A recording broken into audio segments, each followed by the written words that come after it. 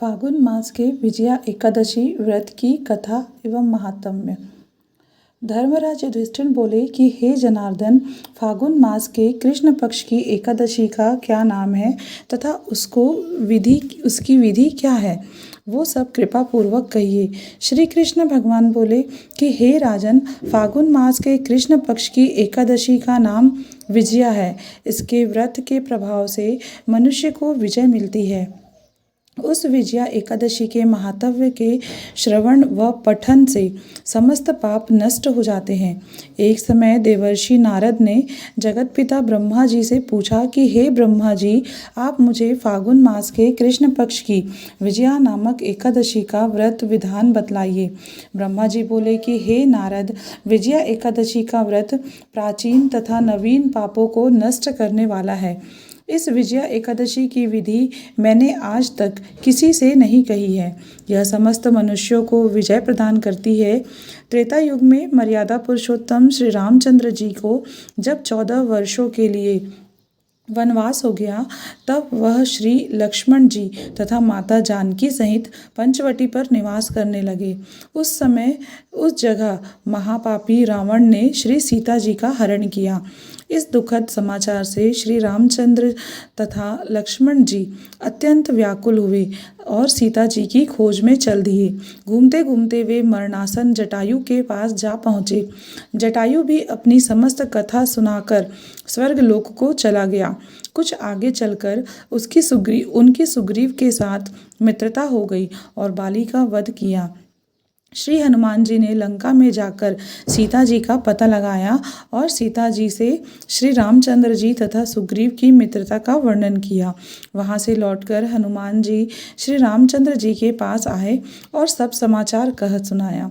श्री रामचंद्र जी ने सुग्रीव को संपत्ति लेकर वानरों भालवों की सेना सहित लंका को प्रस्थान किया। जब श्री रामचंद्र जी समुद्र के किनारे पहुंच गए, तब उन्होंने महान अगाध मगरमच्छों से युक्त समुद्र को देखकर श्री लक्ष्मण जी से कहा, हे लक्ष्मण, इस महान अगाध अनेक जीवों से युक्त समुद्र को किस प्रकार पार कर सकेंगे। श्री लक्ष्मण जी बोले, आप आदि पुरुष पुरुषोत्तम हो। यहाँ से करीब आधा योजन की दूरी पर कुमारी द्वीप में बगदालभ्य नाम के मुनि रहते हैं। उन्होंने अनेकों नाम के ब्रह्मा देखे हैं। आप उनके पास जाकर इसका उपाय पूछिए। लक्ष्मण जी के वचनों को सुनकर श्री रामचंद्र जी बगदालभ्य ऋषि के पास गए और उनको प्रणाम करके बैठ गए। मुनि ने भी उनको मनुष्य का रूप धारण किए हुए पुरुष को पुरुषोत्तम समझा और उनसे पूछा, हे राम जी, आप कहाँ से पधारे हैं। श्री राम जी बोले कि हे महर्षि, मैं अपनी सेना सहित यहाँ आया हूँ और राक्षसों को जीतने लंका जा रहा हूँ। आप कृपा करके समुद्र को पार करने का कोई उपाय बताइए। इसी के लिए मैं आपके पास आया हूँ। बगदालभ्य ऋषि बोले कि हे राम जी, मैं आपको एक उत्तम व्रत बतलाता हूँ।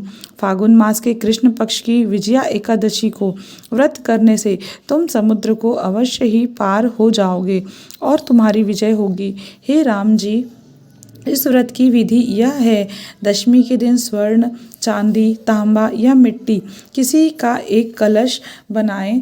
उस घड़े को जल से भरकर तथा उस पर पंच पल्लव रखकर वेदिका पर स्थापित करें। उस कलश के नीचे सतनजा अर्थात 7 अनाज मिले हुए और ऊपर जौ रखे। उस पर श्री नारायण भगवान की स्वर्ण की प्रतिमा स्थापित करें। एकादशी के दिन स्नान आदि नित्य कर्म से निवृत्त होकर धूप, दीप, नैवेद्य, नारियल आदि से भगवान की पूजा करें। उस समस्त दिन को भक्तिपूर्वक कलश के सामने व्यतीत करें और रात्रि को भी उसी तरह बैठे रहकर जागरण करना चाहिए। द्वादशी के दिन नदी या तालाब के किनारे स्नान आदि से निवृत्त होकर उस कलश को ब्राह्मण को दे देना चाहिए। हे राम, यदि तुम इस व्रत को सेनापतियों के साथ करोगे तो अवश्य ही विजयी होगे।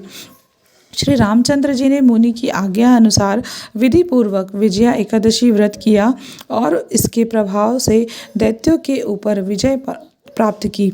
अतः हे राजन, जो मनुष्य इस व्रत को विधि पूर्वक करेगा उसकी दोनों लोकों में विजय होगी। श्री ब्रह्मा जी ने नारद जी से कहा था कि हे पुत्र, जो इस व्रत का महात्म्य सुनता है उसको वाजपेयी यज्ञ के फल की प्राप्ति होती है।